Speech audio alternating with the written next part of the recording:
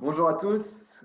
Voilà, il est 19h05, du coup, je me propose de gentiment commencer. Il y a des gens qui ont du mal apparemment à rentrer dans la session Zoom, mais on va les laisser rentrer encore quelques minutes. Mais je vais déjà introduire un petit peu cette session. Du coup, bienvenue à cette 4e édition de Breaking Patterns. Je suis Bernard Viena, initiateur du projet et aussi directeur d'Artwerk. C'est un plaisir ce soir de vous convier à une session spéciale en français et de recevoir Jonathan Delachaux et la conservatrice du Musée des Beaux-Arts du Locle, Séverine Catin. Nous aurons également la chance, au terme de cette soirée, de recevoir Julien Israélian pour un concert live. Déjà, du coup, un grand merci à vous trois d'avoir accepté cette invitation et merci aux participants Zoom d'être avec nous. Je tiens aussi à saluer les personnes qui nous suivent sur YouTube et sur Facebook, qui pourront voir aussi bien la première partie et la conclusion de ce workshop. L'activité étant réservée aux participants inscrits. Voilà, avant de vous présenter plus en détail le programme et la question inspirée par le travail de Jonathan, celle de world building ou storytelling, vous devez savoir que ce programme Breaking Patterns a été lancé au début de la pandémie.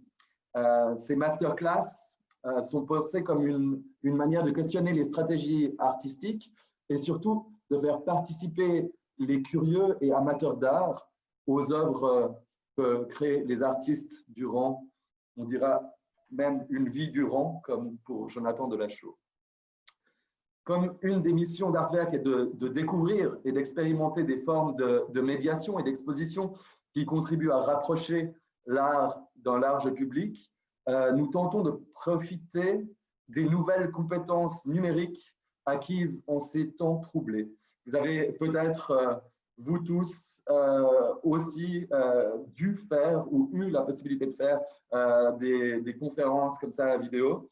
Et c'est vrai qu'elles offrent aussi des nouvelles possibilités pour la création et pour participer aussi aux œuvres des artistes. On pourrait dire, en fait, comme son nom l'indique, que Breaking Patterns est aussi une manière de réfléchir et de rompre avec les schémas traditionnels qui nous animent et qui animent notre société, une tâche qui incombe souvent et souvent aux artistes, en fait, et particulièrement aux artistes qu'on a invités durant cette série. Pour cette session de Breaking Pattern, grâce au travail de Jonathan et à vos idées, puisque ce workshop est participatif, cela sera peut-être l'occasion de soulever des objections, de remettre en question notre pensée, de stimuler le débat. En ce qui concerne le programme, nous allons d'abord assister à une présentation par Jonathan de son studio et de son environnement de travail, où littéralement naît sa fiction.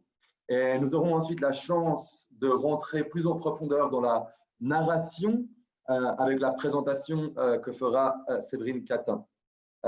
Ensuite, avant que les participants Zoom soient répartis dans des salles virtuelles, appelées aussi breakout rooms, pour travailler sur une tâche préparée par Jonathan en collaboration avec le team d'Artwerk, nous décrirons cet exercice pensé comme une contribution à l'histoire que Jonathan a commencé de raconter en peinture depuis 1996. Pendant ces 40 minutes d'activité, les spectateurs Facebook et YouTube pourront déjà avoir un avant-goût de la musique de Julien Israélian, qui nous retrouvera pour un concert en live après une série de questions de réponses, et ce vers 20h20 environ. Voilà, nous sommes très heureux de vous avoir parmi nous. Un grand merci à vous tous et surtout un grand merci à Jonathan et à Séverine pour être là. Jonathan, je te laisse prendre la parole, ou je te laisse la parole pour nous présenter déjà ton studio. Merci. Ok, bonsoir, merci beaucoup d'être ici. Donc, comme l'a dit Bernard, je vais commencer par une petite visite d'atelier pour vous présenter mes modèles, vous présenter mes travaux récents et vous présenter Chandaka. Donc, visite d'atelier.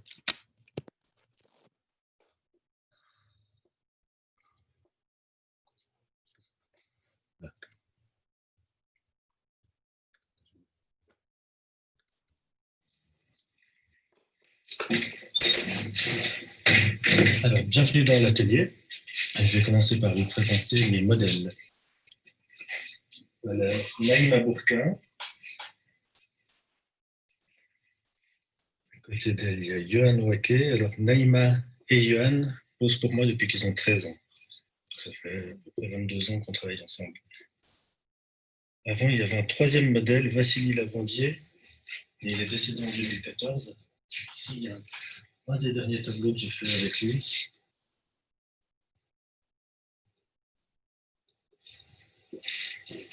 Et suite au décès de Vassili, je me suis retrouvé seulement avec 2 modèles. Ça m'ennuyait, je voulais vraiment avoir 3 modèles pour peindre ces personnes toute leur vie et voir le vieillissement. Donc j'ai réfléchi à qui engager d'autres. Et c'est Naïma qui m'a proposé son nouveau copain, Arthur Rey, qui vient de Tchanzaka. Et comme la plupart des Tchanzasiens, en tout cas les autochtones de Tchanzaka, c'est un cyclope, il a qu'un œil.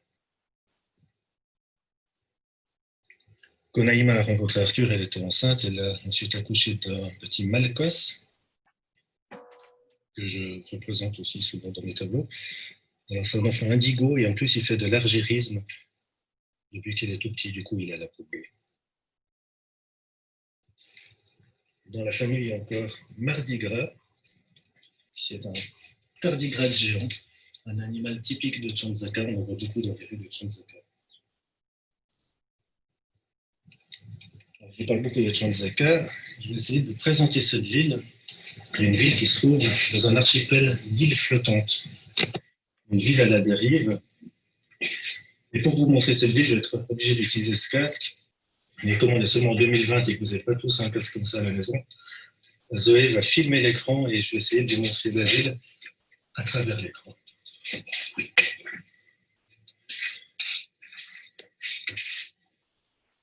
Alors voilà l'île principale de l'archipel de Tchanzaka avec la ville de Tchanzaka.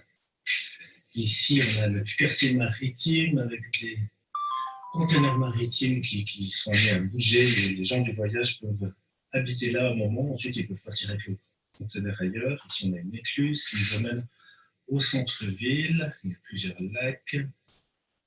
Là, le quartier des pêcheurs, le volcan qui fait aussi réservoir d'eau froide, un autre volcan avec un lac.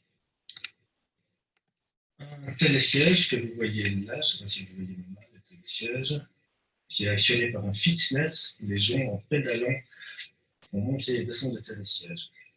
La vieille ville, le centre-ville, et on arrive au quartier de la rue du Théâtre Boléa. Et maintenant, je vais vous montrer la suite avec un éclairage nocturne. Et je voulais surtout vous montrer cette maison, la 10A rue du Théâtre Boléa, avec 14 appartements qui sont éclairés. Visiblement, ils sont tous à la maison. Ici, là. Et cette petite ruelle ici, c'est la ruelle de confinement, où il y a aussi 8 appartements éclairés avec des gens. Et ces appartements et ces personnes, ces Tchanzasiens, je vais vous les montrer en vrai maintenant parce qu'ils sont derrière moi dans l'atelier au mur sous forme de peinture. Voilà, donc c'est à peu près les mêmes bâtiments que dans la maquette. Et de jour, les images sont différentes. Alors je vais aller au premier tableau de la série. On voit Naïma qui est devant un magasin de jouets qui s'appelle Kirtemis, au 10A rue du Théâtre Boléa. Dans la vitrine, on voit le reflet de son fils Malkos, comme sur le tableau suivant. Ici, on voit Arthur qui bouge les yeux selon qu'il fasse jour ou nuit. Et ainsi de suite, on a comme ça toute une série de Tchanzasiens dans leurs appartements. Et tous ces appartements se situent les uns derrière les autres. Donc on peut passer d'un appartement à l'autre par un travelling avant. Alors ce travelling avant, ici vous voyez un appartement qui ressemble à un atelier de peinture, qui ressemble même à un bon atelier de peinture, surtout qu'on voit cet hypercube. Maintenant de jour, tout va s'effacer sauf l'hypercube. Et si on zoome sur cet hypercube, on arrive au tableau suivant. Oups. Avec un chat coincé dans un hypercube. Ce tableau-là, c'est le premier de la série Ruelle du confinement. C'est le premier appartement de cette ruelle que je vous ai montré avant. De nuit, le chat change de position. Et si on entre dans le frigo on va derrière le chat, on trouve 3 arches de lumière qui sont celles de l'appartement du bédouin. Et derrière le bédouin, il y a des violons. Et ces violons sont ceux de Luc le luthier. Pardon pour l'ombre, je me déplace. Voilà. Et derrière le luthier, on voit des chasseurs de coronavirus. On retrouve dans le tableau suivant. Ces chasseurs font bien leur boulot vu que le coronavirus disparaît à peu près 2 jours. Maintenant, si on zoome dans la cage à oiseaux, on arrive dans l'appartement d'un musicien et dans son studio d'enregistrement. Et ce musicien, Sami Dib, est en conversation avec sa femme, qu'on voit ici. Alors, de jour, elle va tourner la tête et son reflet va disparaître. Dans le nouveau reflet, on voit Alex. On voit Alex et Jean-Daniel Schneider qui nous présentent une petite boîte dans laquelle se trouve Julien Israélian, qui est le musicien qui va donner un concert d'ici 1h30 environ.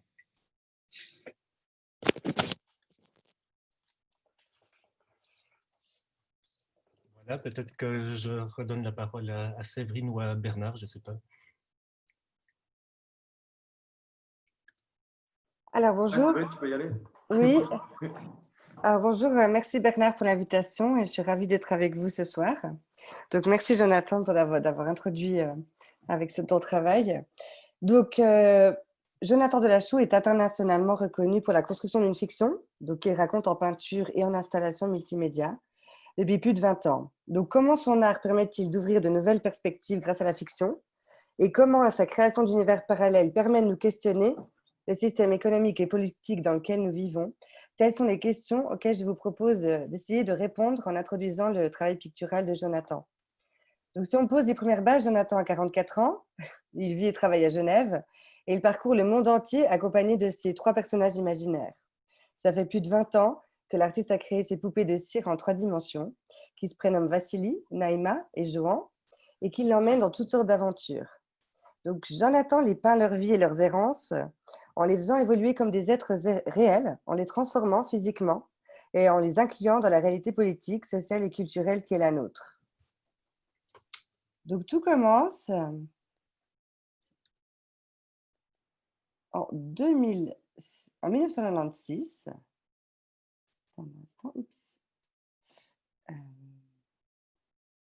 Tout commence en 1996, donc lorsque ces 3 adolescents disparaissent avec cet acte de recherche où ils s'enfuient tout droit du domicile parental. Un avis de recherche est diffusé par Jonathan qui lui permet de les retrouver. Et depuis leur réapparition, ces personnages imaginaires grandissent et vivent à ses côtés, lui permettant en fait d'adopter à la fois une position de voyeur et de raconter par le procédé du storytelling des moments de leur vie. Mais il n'y a pas seulement des personnages imaginaires dans le monde de Jonathan, il y a aussi des personnes réelles qui l'invitent à participer, à alimenter sa fiction, comme on peut le voir ici en 2001, à New York, avec Paul Auster. C'était quelques temps après les événements du 11 septembre. L'artiste avait décidé de faire écrire une partie de son scénario à Paul Auster, l'écrivain new-yorkais. Ces 3 personnages harcelèrent littéralement l'écrivain, les iront jusqu'à se poster ensemble devant sa fameuse maison de pierre brune à Brooklyn, planquée dans un minibus de location, et lui jeter des cartes postales. Mais sans réponse. Malgré tout ça, pas de réponse de Paul Auster. Donc Jonathan prend contact avec l'écrivain et lui donna rendez-vous dans un bar. Donc il viendra, mais franc fou, ayant carrément peur de Jonathan. Mais c'est à ce moment-là que l'art de Jonathan, justement, opère. Il prend des images de ces scènes, il les place ses personnages, puis il en fait une série de peintures à l'acrylique, proche d'un certain photoréalisme. En plus de peindre donc les diverses aventures de ses modèles, il leur attribue à chacun un instrument de musique. Il produit 3 de ses albums, du trio, donc des 3 personnages, Vassili, Johan et Naïma, puis 2 albums sous le nom de Crash Landing, d'où l'intitulé de cette toile, donc en hommage à cette nouvelle formation qu'il a créée en 2005 à Berlin avec Julien Israélien, que nous retrouverons à la fin de ce workshop pour un mini-concert live. Si j'ai choisi cette peinture avec Jonathan, c'est qu'elle marque également le début de sa technique de peinture à l'envers, pour Jonathan, qui au lieu de peindre en fait, sur le verso de la toile, commence à peindre sur le recto. Dès lors, il entre concrètement dans leur monde en le peignant de l'intérieur et en s'intégrant lui-même à sa fiction. Il ira jusqu'à poursuivre son intégration dans sa fiction en faisant sa série d'autoportraits, dans lesquels, qu'il débute en 2003 et qu'il poursuit jusqu'à aujourd'hui. Il en réalise un chaque année et dans lequel il se met en scène aux côtés de l'un de ses personnages, en continuant de brouillant les repères. On se demande ici, par exemple, si ces trois poupées, dont il transforme leur physionomie au rythme de son propre vieillissement, si ce ne sont pas de réels êtres humains. En fait, toute la cohérence de ce processus de création qu'il mène depuis plus de 20 ans et la qualité, voire la virtuosité pour moi, de son talent pictural fait une forme d'art total aujourd'hui et unique qui se définit, je pense, par trois critères, principalement sa forme multidisciplinaire, car c'est un art total qui mène à la fois peinture, installation, musique, photographie, écriture, performance et théâtre. Elle a une seule ligne rouge, c'est l'omniprésence en fait de ces trois personnages qui mènent le cœur de sa fiction.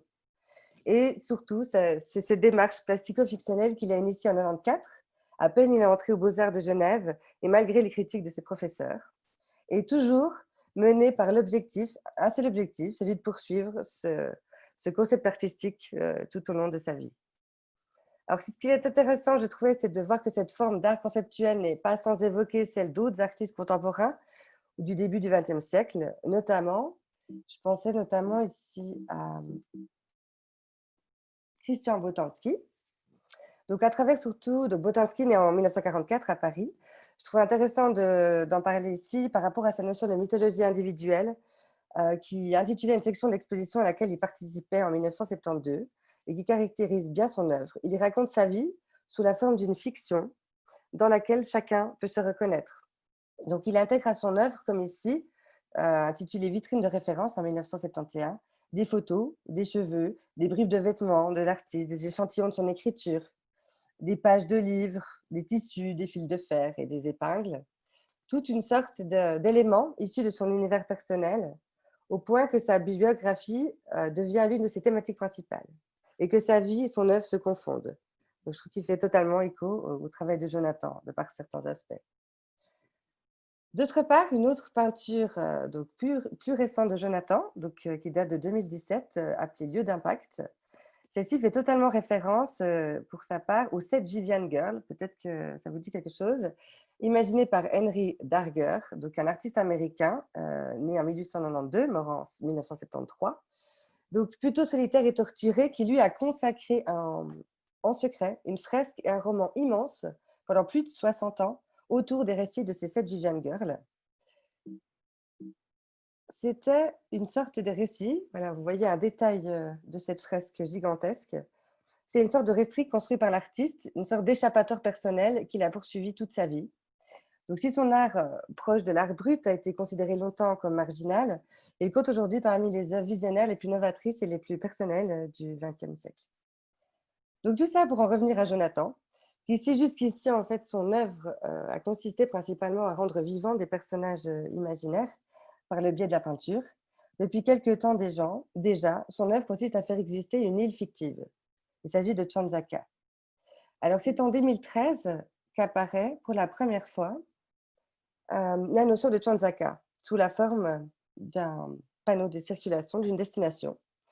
Donc, c'est l'intitulé chapitre 3A, une série de petits acryliques de petit format, dont celle-ci fait la première, qui illustre a priori une scène urbaine dépourvue de personnes humaines, mais qui, pourtant, dissimulée sous les couches de peinture acrylique, se cache une seconde peinture contenant du plomb et qui est uniquement perceptible à l'aide de rayons X. C'est celle-ci, qui dévoile la présence de Naïma, l'un des 3 personnages de Jonathan, sur la route de Chanzaka, une ville légendaire perdue sous les eaux. En fait, cette série d'œuvres nous permet ici de mettre en évidence les procédés techniques picturaux que Jonathan utilise au service de sa fiction. Il le fait également, on peut voir encore, il le fait aussi avec l'utilisation de peintures ultraviolettes qui lui permet à chaque fois d'amplifier le récit ou de superposer des temporalités, comme avec le principe de phosphorescence ici, qui nous donne une vision du jour d'une œuvre et sa vision de nuit. Vision de jour et vision de nuit. Donc, la lumière noire et la peinture fluorescente lui permettent de jouer avec les spectateurs et de lui faire osciller entre ces différents mondes, en masquant ou en révélant tour à tour certains éléments, offrant des nouvelles lignes de lecture et d'interprétation. Donc, des formes ordinaires deviennent des personnages nocturnes, excentriques, dans des décors inquiétants. Telle est l'ambiguïté de la réalité de Jonathan, qui mêle à la fois des rêves, des rites et des utopies. Donc, tout ça pour revenir à Chanzaka, qui aujourd'hui, donc, il signifie en patois du Val de Travers, chanson triste, Bonjour. qui représente aujourd'hui une ville légendaire perdue sous les eaux, qui prend aujourd'hui cet aspect, donc, dont Jonathan vous emmènera tout à l'heure, et qui, ainsi sans le savoir, n'est pas sans rappeler l'utopie, celle proposée par Thomas More, philosophe et humaniste, homme politique anglais du XVIe siècle, et à travers son ouvrage Utopia, qui publia en 1516. Donc ici, vous voyez un portrait d'Holbein de Thomas More, et qui justement traitait d'un archipel imaginaire et utopique d'une île utopique composée de 54 archipels, qui s'intitulait L'utopie ou le traité de la meilleure forme de gouvernement. Ce qui est intéressant, c'était que grâce à cet ouvrage, Thomas More invente le concept d'utopie dans sa capacité de dénonciation et de réflexion sur les mœurs de son époque. Son île utopie est une sorte en fait de contre-image positive de ce que pourrait être l'Angleterre si elle était mieux gouvernée. À savoir si ce sera ce que Jonathan va développer par la suite. Mais en tout cas, c'est ce livre, Utopie, en fait, important qui a été un livre important pour la pensée utopiste et qui connut un succès particulier au XVIIe et au XVIIIe, a de nombreuses similitudes avec l'île utopique que va nous proposer Jonathan tout à l'heure, notamment les idées qu'elle ne connaît pas de propriété privée, qu'il n'y a pas de monnaie, mais chacun se sert au marché en fonction de ses besoins, que toutes les maisons sont pareilles, il n'y a pas de serrure, et tout le monde est obligé de déménager tous les 10 ans pour ne pas s'enraciner. Ce n'est qu'une partie des nombreuses composantes de cette île utopique et de cette cité fictive, mais je ne vous en dis pas plus et je vous laisse plutôt avec Jonathan qui va vous emmener à la découverte de son île et de son archipel Chanzaka. Je te laisse la parole, Jonathan. Merci Séverine, super. Je voulais juste corriger un tout petit détail. Quand tu dis que Chanzaka est sous les eaux, en fait, elle est dans les océans en train de dériver parce que c'est une île qui flotte. Mais je pense que tu as juste confondu avec un moment donné en 2016 où je cherchais Chanzaka parce que Naïma s'y trouvait et moi je ne savais pas comment y arriver. Et à ce moment-là, j'ai cru que peut-être que Chanzaka était dans le Vautier, dans une ville sous les eaux qui, elle, existe. Mais donc Chanzaka flotte à la dérive en ce moment dans les mers du Sud. Donc elle est toujours à des endroits différents. Ok.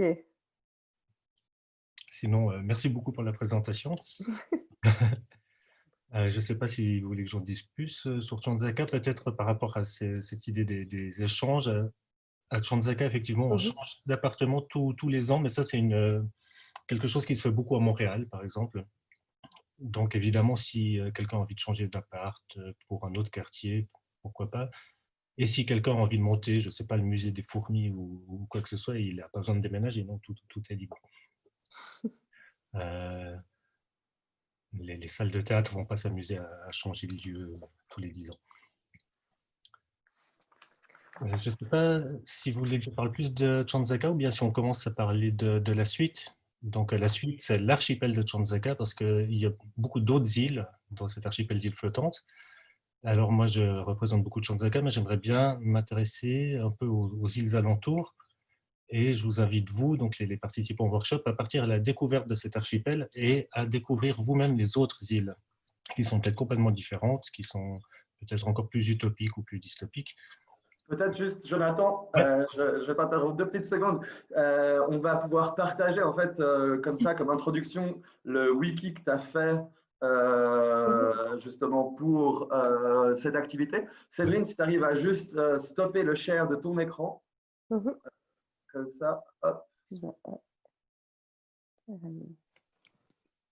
En fait, je peux... Ouais. Et comme ça, vous allez pouvoir passer directement à ce wiki. Donc, je ne sais pas si vous voyez le détail. Là, c'est l'île justement que Jonathan a créée. Et vous voyez notamment sur l'image à droite, vous pouvez voir une image que vous avez déjà vue dans la dans la présentation du studio au début. Mais Jonathan, peut-être tu veux détailler un tout petit peu encore pourquoi déjà Chanzaka, parce que tu m'as dit que ça voulait dire chanson triste et je me suis toujours demandé en fait pourquoi tu avais choisi ce nom. Alors ça, c'est vraiment dans l'historique de la création de cette ville. Cette ville vient d'un texte d'un écrivain qui s'appelle Jacques Housset. Il y a une quinzaine d'années, je crois, j'ai rencontré Jacques Housset. J'ai proposé qu'on travaille sur une sorte de roman où il y a un chapitre qui est écrit par Jacques et ensuite un chapitre que je peins. Donc là, on a déjà fait 5 ou 6 chapitres chacun. Et dans le chapitre numéro 3 de Jacques Housset, il parle beaucoup de Canciones Tristes, de satsang et de chansons tristes qui sont des villages au Mexique, en France, en Angleterre. Et sa théorie, ou la théorie de Vassili, parce que dans ce livre, il parle à la place de Vassili, c'est qu'il y a plein d'endroits où la fiction et la réalité se rejoignent, et dans tous ces endroits, il y a une chanson triste, quelque part. Bon, c'est très vite résumé, mais si vous allez sur mon site, à la page news, je crois qu'on peut lire tout le texte. Et puis là, en fait, le but justement de l'activité qu'on propose aux participants, c'est réellement de contribuer d'une certaine manière à ton univers. Enfin, c'est régulièrement de contribuer aux idées que développe un artiste. Et du coup, toi, tu es parti avec Chanzaka. Tu voulais dire quoi? C'est un archipel, donc. Et donc, tu as mis au point une histoire pour que chacun, par groupe, puisse développer un petit peu cet environnement. Est-ce que tu arrives à en dire quelques mots? Oui, je finis juste sur Chanzaka. Je suis allé voir quelqu'un qui parle les patois neuchâtelois et autres, et je lui ai demandé comment on dit chanson triste pour répondre justement à cet écrivain en patois du Val-de-Travers. Et cet ami, Joël Rio, m'a dit mon patois du Val-de-Travers de l'Est ou de l'Ouest, parce que ce n'est pas les mêmes. Alors j'ai dû choisir, j'avais une liste de noms différents. Chant, c'est autant la chanson que le chant à cultiver. Et Zaka, c'est le spleen. Donc, Chanzaka. Ouais. Après, j'ai mis beaucoup d'années à comprendre où se situe Chanzaka. Et justement, c'est parce qu'elle se situe jamais deux fois au même endroit, elle est toujours en train de bouger. Par exemple, si on prend les points cardinaux à Chanzaka, il y en a 3. Il y a jardin, public et cour. Et parce que l'île peut toujours tourner, elle n'est jamais forcément face au nord, face à l'ouest. Donc on peut dire, hier, le jardin était à l'ouest et le public était au nord, par exemple. Donc, il y a cette notion aussi, en gros, dans la ville, on a vu qu'il y avait une rue qui s'appelait le Théâtre Boléen. Oui. Est-ce que c'est aussi un écho avec une histoire d'un côté de la fiction et de l'autre de la réalité? Parce que justement, le Théâtre Boléen, c'est justement quand il y a deux pièces de théâtre qui se passent en même temps, si je ne me trompe pas. Est-ce que là aussi, pour toi, c'est une introduction à un monde fictionnel? Alors, pour moi, le théâtre boléen, c'est donc traditionnellement, c'est joué à droite, enfin à cour, on joue une pièce, à jardin, on joue une autre pièce, et tout ce qui va se passer au milieu sera du domaine du hasard, en fait. Alors, pour moi, ça correspondait à ma série de tableaux où de jour et de nuit, c'est pas la même chose, et il y a un côté hasardeux, justement, dans cette pénombre entre les deux, où les deux images se rencontrent. Et sinon, de toute façon, moi, le hasard, c'est vraiment ce que je recherche. Je fais entièrement confiance au hasard. C'est pour ça que je me réjouis que d'ici quelques dizaines de minutes, vous me proposiez la découverte des îles alentours, parce que je compte sur vous pour enrichir l'archipel de Chanzaka avec des idées farfelues ou autres. Ok, du coup là, justement, c'est pour ça qu'il y a ce partage d'écran, justement, ça veut dire que Chanzaka, ce n'est pas simplement une série de peintures, c'est aussi toute une histoire qui va autour. Et c'est tout un monde où il y a un système géographique, où il y a une économie qui se développe, où il y a, là justement, on voit les transports qui sont décrits, le plan de la ville. Et toi, Séverine, tu as décrit aussi, notamment un des éléments, si je ne me trompe pas, c'est qu'il n'y a pas de monnaie. Donc, en gros, c'est un système d'échange. Est-ce que tu vois ça, Jonathan, comme une forme de critique ou de construction d'utopie, comme là, en l'occurrence, l'île utopique qui nous était présentée à la fin? Oui, pour moi, c'est une vraie construction d'utopie. Je laisse toujours justement cette possibilité au hasard de venir tout exposer au rang dystopique, mais pour l'instant, j'essaie vraiment d'imaginer un système idéal. Tu dis échange, non, ce n'est pas des échanges, il n'y a pas d'argent, il n'y a pas de monnaie, mais ce n'est pas non plus la notion d'échange, c'est plutôt la notion de don collectif, tout le monde offre son travail. Ok. Et du coup, là, désolé de te couper, il faut effectivement, quoi, on se dirige justement vers cette activité. Karina a préparé aussi un PDF qu'elle va pouvoir vous passer dans le chat. Donc, si vous voyez le chat sur votre droite, vous avez un PDF un lien en fait qui s'ouvre. Et vous pouvez, en cliquant dessus, il y a votre navigateur qui va s'ouvrir avec ce PDF que vous pouvez télécharger. Et je vous recommande de le prendre directement, de le sauvegarder directement sur votre ordinateur. Et là, peut-être, justement, Jonathan, si tu veux déjà, pendant ce temps, un peu introduire l'histoire que nous avons pensée, justement, pour les participants, dans quel contexte on se trouve là par rapport à tout. On peut imaginer qu'on est dans la cabine d'un bateau qui est quelque part entre le 42e rugissant, entre la Tasmanie et la Nouvelle-Zélande. Et à cause du Covid-19, ce tableau doit poser l'ancre, il est immobilisé, donc on est tous en quarantaine dans un bateau. Et là, l'archipel flottant de Chanzaka passe au loin. Donc le bateau est immobile, mais le paysage bouge. Et comme ça fait très longtemps, peut-être des mois qu'on est en quarantaine, on décide par groupe de 4 de prendre un canot et d'aller explorer l'archipel de Chanzaka. Donc explorer, découvrir, inventer, pour moi c'est la même chose. J'imagine que quand on découvre quelque chose, peut-être qu'on l'invente en fait, même en science et autre chose. Donc je vous invite à aller découvrir, inventer l'île sur laquelle vous allez débarquer. Donc là, en quelques mots, vous allez être répartis automatiquement et par hasard. Pour Jonathan, c'était très important le hasard dans des chambres virtuelles. Et là, vous allez pouvoir, étape par étape, discuter et partager justement vos créations. Je vous dirai tout à l'heure, mais c'est vrai que ce serait chouette justement si vous pouvez déjà penser à ce wiki que vous avez vu pour que certains de ces éléments que vous inventerez puissent s'y retrouver. Donc, Karina, maintenant, en un seul clic, va nous répartir au hasard dans différentes chambres et nous pourrons commencer à créer. Voilà.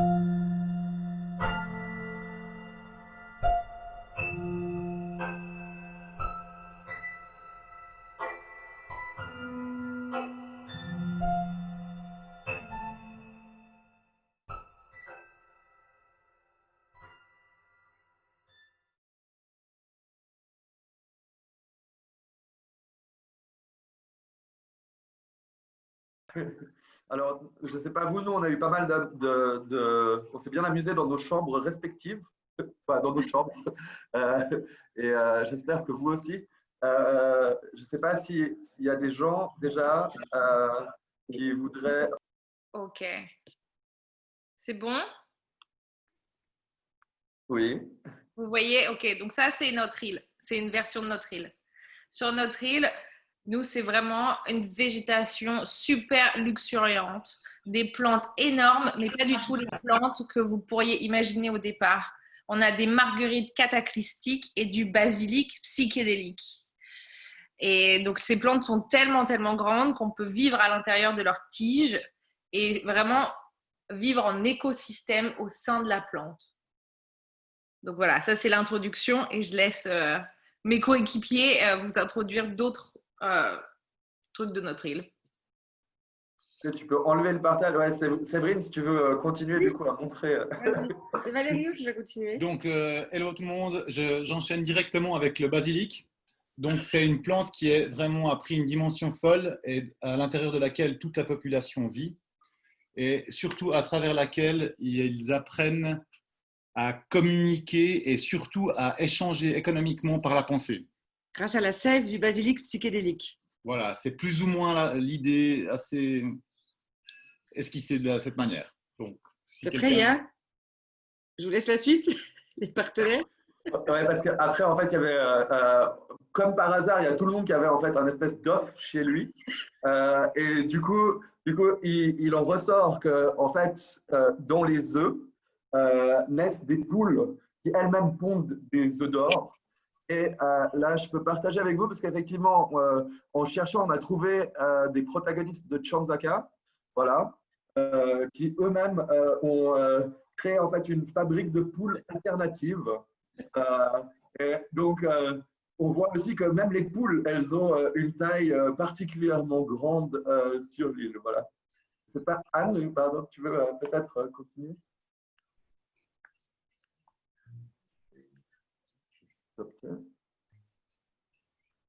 Il faut juste que tu te mettes une mute. Enlevez le micro. Ouais. Voilà.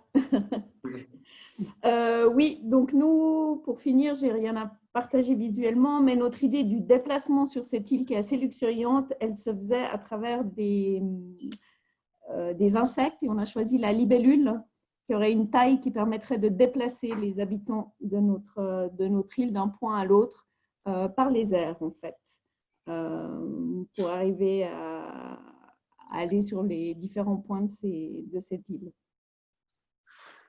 Merci. Voilà. Donc ça, c'est un petit peu, Jonathan, je ne sais pas si ça sera une piste pour une des îles de l'archipel, mais en tout cas, c'est ce qu'un groupe de gens qui ne se connaissent pas peuvent créer en 20 minutes. Donc ça montre que le storytelling peut avoir ses vertus. Je ne sais pas s'il y a un autre groupe qui souhaite partager. Nous, on peut se mettre sur mute, du coup. Je ne sais pas si vous pouvez directement vous unmuter pour… Nous, on est arrivé dans une room avec Carissa, McKenna et Edouard. Et on a trouvé des pas mal bonnes idées. Je ne sais pas si Carissa ou McKenna, tu veux un peu expliquer les idées quoi. Tu peux même montrer les dessins directement à la caméra. Ouais. Alors, on mais peut je pense vous qu'ils sont expliquer un mieux, ceux peu. d'Edouard. Peut-être que tu peux montrer si… Ouais, peut-être qu'ils sont mieux, mais on peut déjà un peu vous montrer. Donc, Non, allez-y, allez-y. Okay. Elle s'appelle Jam Boom. Et en fait, le principe, c'est que c'est une île assez festive. En fait, c'est les habitants de Chanzaka qui se retrouvent là pour faire la fête. Et c'est une île qui bouge, qui bouge dans l'archipel et qui a un peu une sorte de navette qui va chercher les gens là où ils habitent. Les gens, ils peuvent monter sur l'île pour faire la fête. Elle vibre. Et en fait, pour qu'elle puisse se déplacer, l'énergie pour qu'elle se déplace, c'est l'énergie créée par les gens qui puissent se déplacer pour aller chercher les gens un peu partout pour qu'ils puissent faire la fête. Ensuite, oui, sur le sol, en fait, il y a un peu d'eau et il y a des planctons fluorescents qui font que quand on marche dessus, ils deviennent fluorescents et s'illuminent. Et donc, c'est un peu comme ça que l'île, la nuit, elle est éclairée. C'est avec les gens qui dansent, ça crée de la lumière avec le plancton fluorescent sur le sol. Oui, et sinon, il y a des gens tout autour de l'île qui se déplacent sur des paddles à moteur et qui ont des sortes de grandes passoires parce qu'en fait, comme les gens sur l'île, ils font tout le temps la fête, ils sont un peu tous alcoolisés, donc ils ont tendance un peu à tomber à l'eau. Et du coup, il y a des gens, leur métier, c'est de ramasser les gens qui tombent dans l'eau avec des grandes passoires qui se déplacent tout autour de l'île. Ah oui, et puis en fait, c'est une île à étages. Ah oui, et puis la musique, elle est créée par les animaux de l'île. En fait, chaque animal sur l'île a un certain son, un certain cri qui crée de la musique. Et tous les animaux ensemble, ça fait toujours une sorte de musique qui est un peu toujours aléatoire.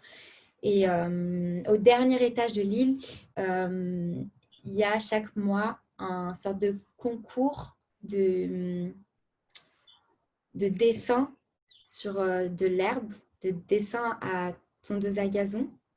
Et la personne qui gagne ce concours, donc il y a des juges qui sont dans des sortes d'hélicoptères en haut de l'île et qui jugent qui est-ce qui a gagné le concours de dessin. Et la personne qui a gagné ce concours de dessin devient présidente de l'île pour un mois. Et chaque mois, il y a un nouveau concours et une nouvelle personne qui peut devenir présidente de l'île. Voilà. Ah oui, sinon, voilà, un petit dessin, c'est des... Quand il pleut, il y a des parapluies hélicoptères qui suivent les gens pour que personne ne soit mouillé par la pluie. Excellent. Je crois que c'est tout. Si jamais Merci beaucoup. il y a juste un dessin pour un peu illustrer les étages et tout ça de Et là, on a l'île. les dessins. Ah oui, là, on pas peut si voir vous les voulez. dessins. En fait, en haut, il y a aussi des lampadaires. Bon, le dernier étage, Je là sais où il y a si le vous concours d'hélicoptère. Edouard. Et Ah ouais, je sais pas si tout le monde voit en fait mon écran. Attendez. En petit. Ah, je crois que si vous cliquez sur moi, je deviens grand. Oui, on essaye. Exactement. Voilà. Non. Non? Euh, Comment ça se fait alors? Ah si, c'est bon. Ah, voilà. Oui. Voilà. Donc voilà. Donc le dernier étage avec les concours d'hélicoptères, il n'y avait pas assez de place. Mais là, il y a déjà le troisième étage avec aussi des lampadaires avec des animaux phosphorescents dedans dans des aquariums pour éclairer les étages supérieurs. Là, il y a les animaux qui font la musique. Et puis, en fait, on se déplace dans chaque étage avec des échelles. Et là, vous pouvez voir des cyclopes qui se trémoussent sur l'étage numéro 1. Et en fait, là, c'est le rez-de-chaussée. Donc, en dessous, il y a de l'eau. Et puis, donc, on a parlé des planctons phosphorescents pour faire la lumière. Et il y a aussi un puits qui va directement dans l'eau et qui permet aux poissons des abysses d'éclairer, en fait, quand ils sont là. Parce que, comme on l'a dit, l'île bouge toujours et parfois la trajectoire ne correspond pas aux poissons. Donc, c'est un peu aléatoire. L'éclairage, ce n'est pas encore complètement au point, mais ça va venir. Et l'idée qu'on avait aussi avec les paddles électriques, je crois qu'on avait dit que c'était on a découvert que c'était des gens qui, au lieu d'aller en prison, ils purgent leur peine en faisant ce travail qui n'est pas facile, il faut dire. Voilà.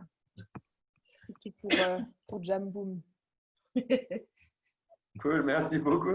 Ça a l'air aussi pas mal inspirant. Donc là, tu as déjà en tout cas 2 îles supplémentaires pour ton archipel. Je ne sais pas si la troisième île a envie ou si vous voulez passer directement à peut-être si vous avez des questions à poser pour Jonathan.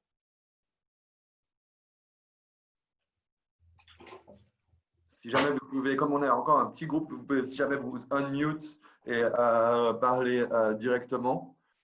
Pour le reste, sinon, je vous souhaite juste d'être mute, de rester mute. Mais si jamais, moi, j'avais peut-être une première question, en fait, c'était, Jonathan, comment, en fait, t'imagines les éléments, en fait, qui te sont donnés par des personnes extérieures, en l'occurrence par là, le groupe, comment t'imagines pouvoir intégrer ça dans ton univers pictural? Alors déjà, pour moi, clairement, maintenant, ces 2 nouvelles îles existent, vu qu'elles ont été formulées.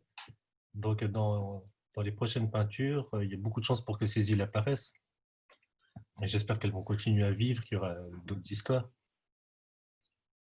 Ça va me donner beaucoup de travail, surtout les étages là, de Jam Boom, les 4 étages. Je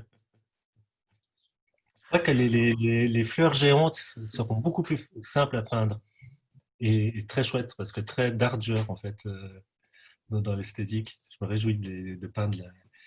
J'ai pas le nom d'ailleurs de cette île, l'île aux pâquerettes géantes et au basilic. Il y avait un nom?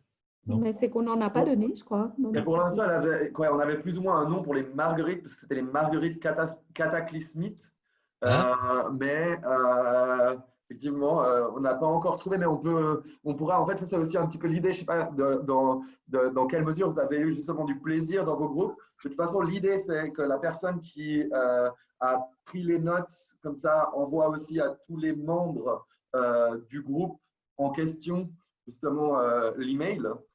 Donc, pour ça, vous pouvez envoyer, vous pouvez aussi les écrire directement dans le chat. Vous pouvez choisir dans le chat à qui vous souhaitez parler. Donc, vous avez un petit tout et là, vous pouvez choisir la personne à qui vous voulez envoyer votre email, par exemple. Et ensuite, si vous avez envie, vous pouvez encore continuer à détailler quelques éléments, par exemple le nom de l'île ou comme ça, histoire que Jonathan ait tout ça. Voilà, donc ça c'est un peu l'idée. Et d'ailleurs, c'est aussi, sauf si quelqu'un a une question, par exemple maintenant encore à poser à Jonathan, sachez juste que pendant la dernière étape, on va dire, de cette soirée, de ce workshop, vous avez la possibilité aussi de chatter, donc de continuer à écrire comme ça avec les personnes de votre choix, parce qu'on va écouter ensuite Julien Israélian qui va donner un concert live. Julien Israélian qui a beaucoup travaillé justement avec Jonathan jusqu'ici, et où sa musique est aussi très présente. Donc, je ne sais pas si vous avez encore une question urgente, vous pouvez la poser maintenant. Sinon, je vous propose qu'on passe directement au concert de Julien et ça vous permet tous de pouvoir ouvrir une bière ou déboucher une bouteille si vous le souhaitez, etc., etc.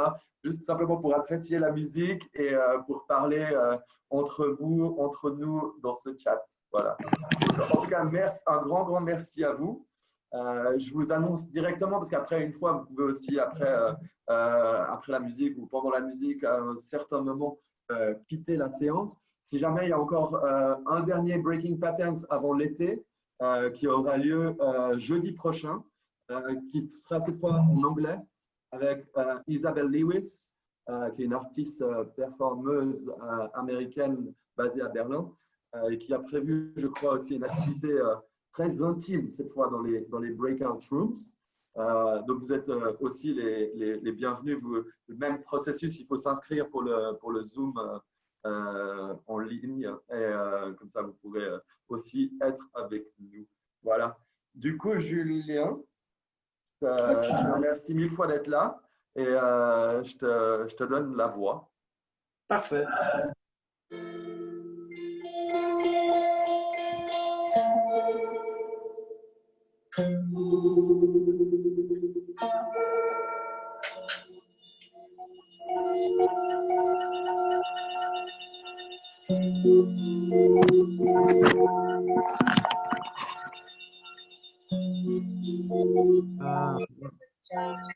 Warte mal schnell, bleib mal dran.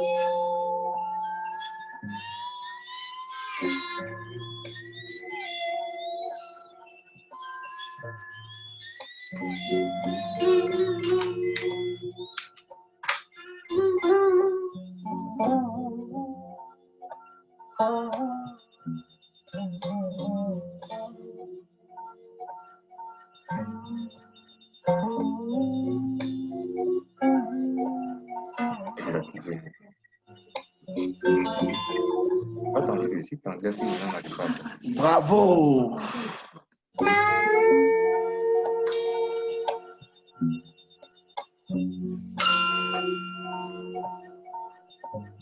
Et ensuite, il faut laisser.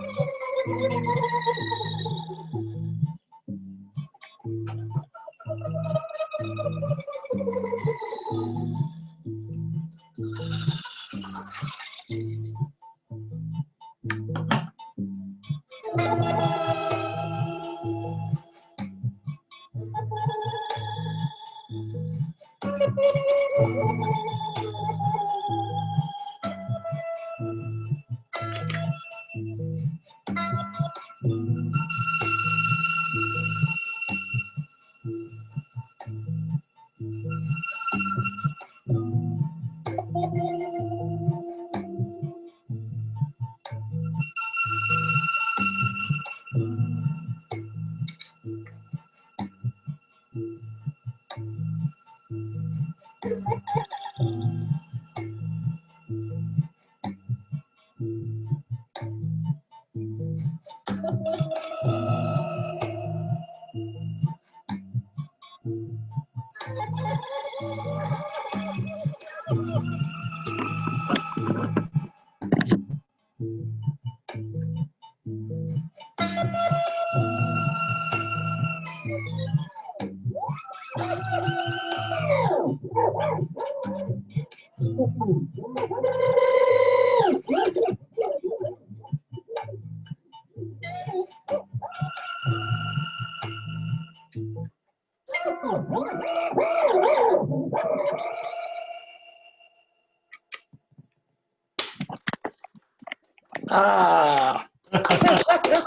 C'est chaud!